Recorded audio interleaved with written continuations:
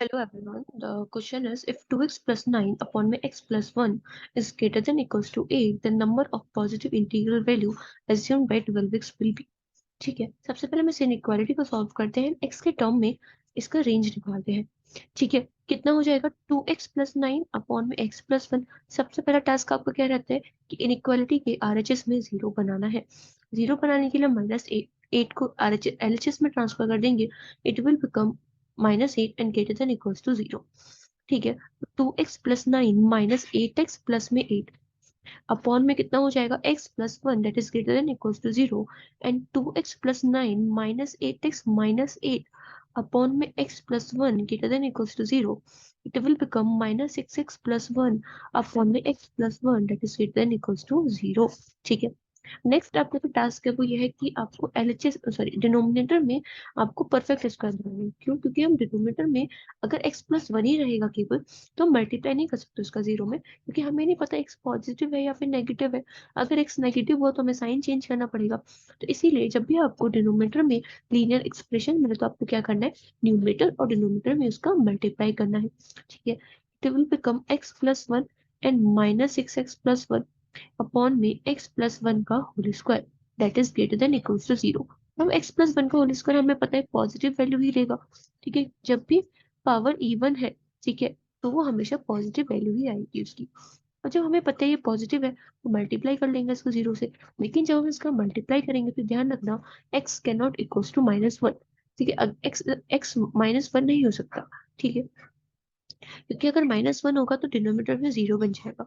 ठीक है, it will become x plus 1 and 6 minus 6x plus 1 is greater than equals to 0. ठीक है, इसके बाद आपका टास्क है कि देखो इसमें स्टेप्स होते हैं. पहले आपको आरएचएस में जीरो बनाना है.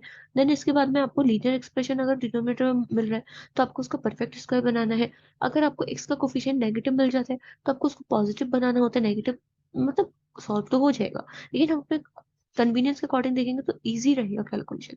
ठीक है, अगर हम यहाँ चेक करें, ठीक है, कितना हो जाएगा x प्लस 1 हो जाएगा and here it will become 6x minus 1 is less than equal to 0. यहाँ से हमने माइनस साइन लिया एंड माइनस साइन का हमने दोनों साइन मल्टीप्लाई करा जिससे कि यहाँ पे साइन चेंज हो गया है.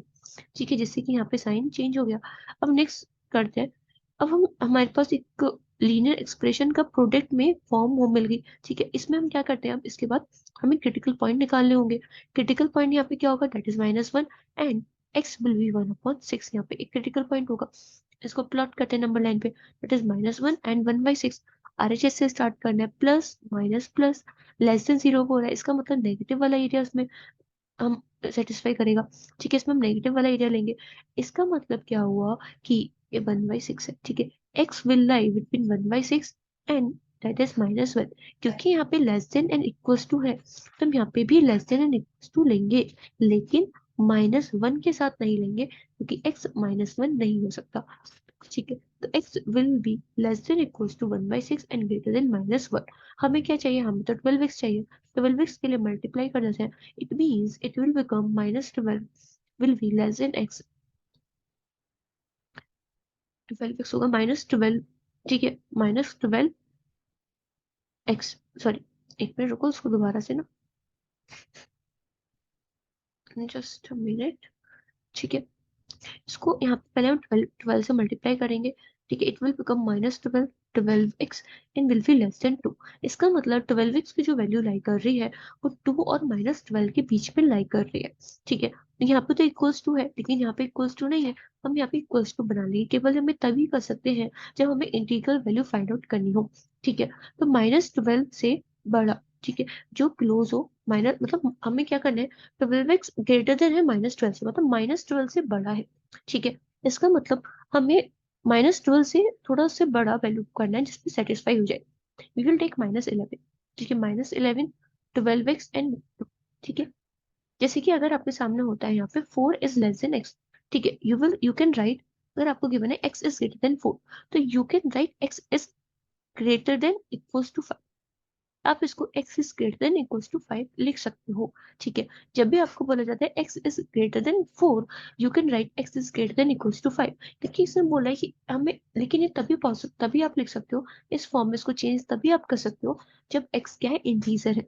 एक्स जब इंटीजर है तभी आप इसमें कन्वर्ट कर सकते हो, क्योंकि ये क्या है, इंटीजर वैल्यू ही है। ठीक है। ऐसे सिमिलरली यहाँ पे -12 था, तो हमने -12 में +1 किया, that is -11। It will become 12x is less than equals to 2 and will be greater than -11। ठीक है। ए- तो 12x की वैल्यू -11 से 2 के बीच में लाई करेगी। अब यहाँ जब भी आपको a और b के बीच में number of integral value find out करनी है, a एंड b यहाँ पे इंटीजर है and this is close bracket, होता है a और b भी इसमें इंक्लूड है। तो formula is b minus a plus 1। तो हमें यहाँ पे काउंट करने का नीड नहीं, you will write 2 minus -11 plus 1, that is 13 plus 1 and 40। ठीक है। तो नंबर ऑफ इंटीग्रल वैल्यू कितनी सेटिस्फाई करेंगी, दैट इज 40। ठीक है। The correct answer for this question is 14. I hope you understand the concept here. Thank you.